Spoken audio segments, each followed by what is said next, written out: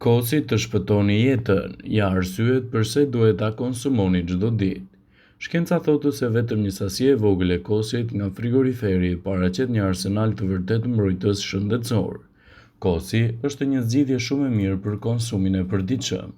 Sipas ekspertëve, kosi do të ulë rrezikun e atakut në zemër me 30% të njerëzit që vuajnë nga tensioni i lartë i gjakut.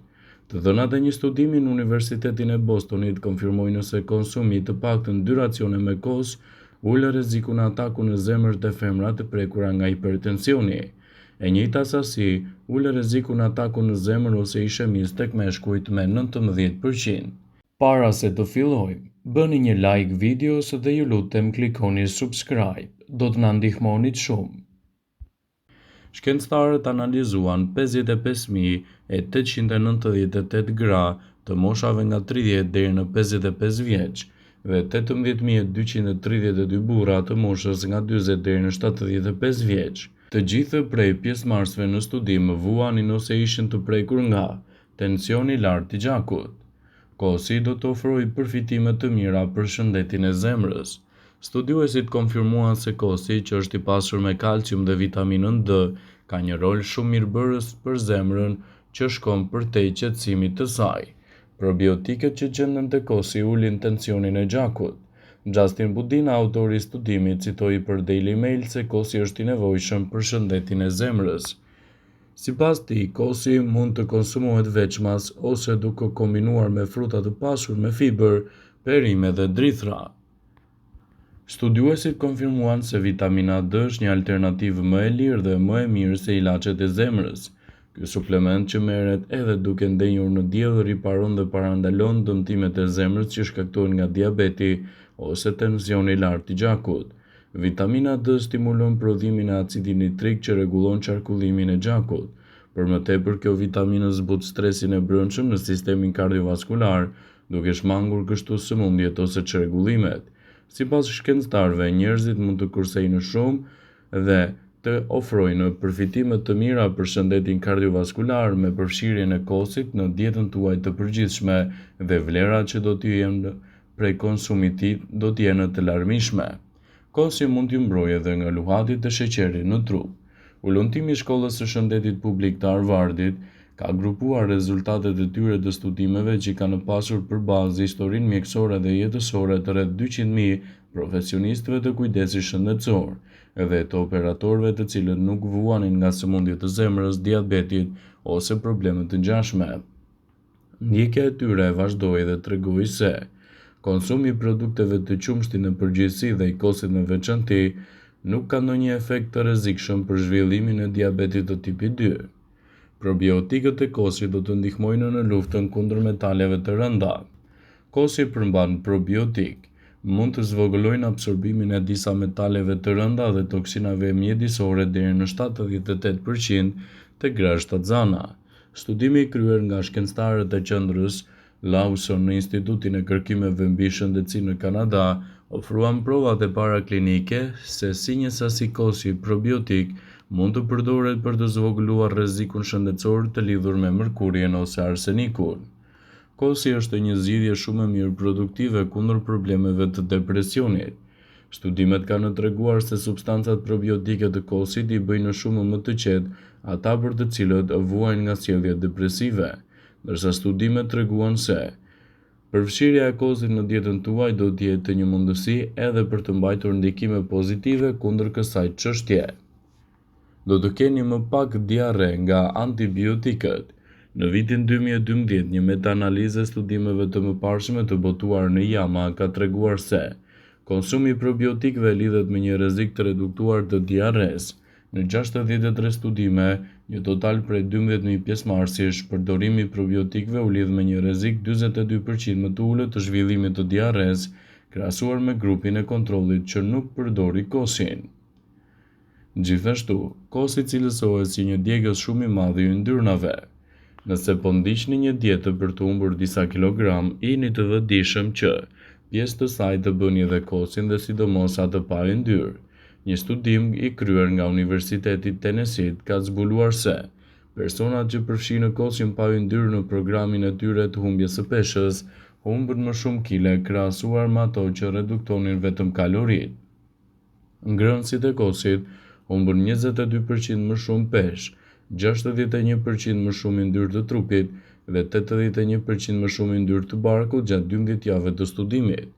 Kosi përmban proteina, element fermentues që ndihmojnë në tretje. Ato janë gjithashtu përbërës të nevojshëm gjatë një diete. Të ngrënit kos për një periudhë të gjatë mund të jetë vështirë, por organizmi nuk i shkaktojnë probleme. Për të çliruar energji të mjaftueshme, konsumoni deri në 12 filxhan kos në javë. Nëse hani kos vazhdimisht, dieta juaj nuk ka nevojë për drithra ose ushqyes të tjerë. Kosi është një zëvendësues shumë i mirë dhe i nevojshëm. Gjithashtu, është zbuluar se ushqimi i rënd, në veçanti ai i fast foodit, arrin të zvogëlojë probiotikët në stomak. Edhe përdorimi i antibiotikut madje redukton këtë lloj substance. Kosi është një burim i shëndetshëm i probiotikëve dhe shumë prej rasteve kur ai bëhet vet, mund të jetë gjithashtu një zgjidhje shumë e mirë për organizmin tuaj. Njerëzit që hanë kos çdo ditë kanë një rrezik më të ulët të zhvillimit të osteoporozës sipas një studimi shkencor irlandez. Studiuesit u lequr nga Emon Laird i shkollës mjekësore në Trinity College Dublin, i cili publikoi studimin përkatës në revistën Osteoporosis International sipas New York Times, studiuan të dhënat e 4.310 njerëzve mbi moshën 60 vjeçare, duke lidhur dietën e tyre me shëndetin e kockave. U zbulua se konsumi i përditshëm i kosit lidhet me një rrezik 39% më të ulët të osteoporozës dhe një rrezik 31% më të ulët të osteopenias te gratë, si dhe një rrezik 52% më të ulët të osteoporozës tek burrat, krahasuar me ata që nuk e konsumonin fare kosin. Njerëzit që hanin më shumë kos në ditë kishin 3 deri në 4% rëndësi më të lartë të kockave se ata që nuk e konsumonin atë. Kosi është një burim shumë i mirë i mineraleve, vitaminës D, vitaminës B, kalciumit, proteinës dhe probiotikëve, gjë që e bën atë shumë të dobishëm, citoi Laird, duke theksuar se të moshuarit kanë çdo arsye për të ngrënë kos nëse duan kocka të shëndetshme dhe trup në formë. Përfitimet nga kosi janë të jashtëzakonshme. Përveç kalciumit dhe proteinave, një porcion kos përmban edhe të ashtu quajtur baktere të mira që mbështesin funksionet e mira të zorëve dhe të imunitetit, përmirësojnë tretjen dhe mbrojnë kundër depresionit. Sipas studiuesve, konsumi i rregullt i kosit dhe produkteve të qumshtit me pak yndyrë na mbron nga rreziku i zhvillimit të diabetit të tipit 2. Një studim i vjetër i mbi 1200 njerëzve, të cilët ishin obez ose kishin sëmundje kronike, tregoi se konsumi i rregullt i kosit i mbronte ata nga shtimi i peshës, ndoshta për shkak të ndryshimeve në mikrobiomën e zorëve. Studime të tjera kanë treguar se ngrënia e kosit çdo javë i sjell trupit tuaj gjithashtu shumë dobi të rëndësishme për aktivitetet e përgjithshme. Probiotikët e kosit reduktojnë rrezikun e sulmit në zemër dhe goditjeve në tru te njerëzit të cilët konsumojnë të paktën 2 racione me kos çdo javë. Kosi është konsumuar nga njerëzit prej qindra vitesh, ai dallohet për vlerat e larta ushqyese dhe konsumi i rregullt i tij do të sjellë përfitime të konsiderueshme në dobi të shëndetit. Kosi ju ndihmon në humbjen e peshës.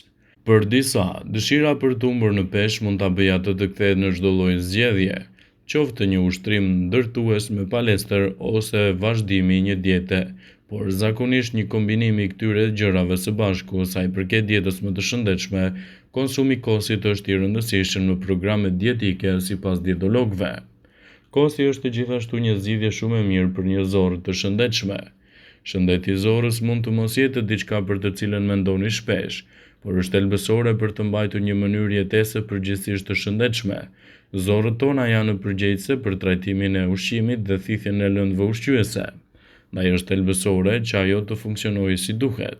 Një gjë që mund t'ju ndihmojë në këtë proces është edhe konsumi i kosit. Kosi është një zgjidhje shumë e mirë për të pasur kocka më të forta, për të përmirësuar humorin, për të kujdesur për peshën dhe për të sjellë gjithashtu rezultate pozitive në mbrojtjen e shëndetit. Vëmendje, ju bëjmë me dije se informacionet në këtë video kanë për qëllim që të plotësojnë, të mos zëvendësojnë këshillat e mjekut tuaj ose ofruesit të kujdesit tuaj shëndetësor. dhe nuk ka në përqëllim që të mbulojë në të gjitha përdorimet e mundshme, masat paraprake, ndërveprimet ose dhe efektet e tyre negative për shëndetin tuaj. Pasi ta dëgjonit këtë video, do ju ftoja t'i bënit like dhe ta shpërndanit atë në profilin tuaj në mënyrë që të informohen edhe miqtë e tu.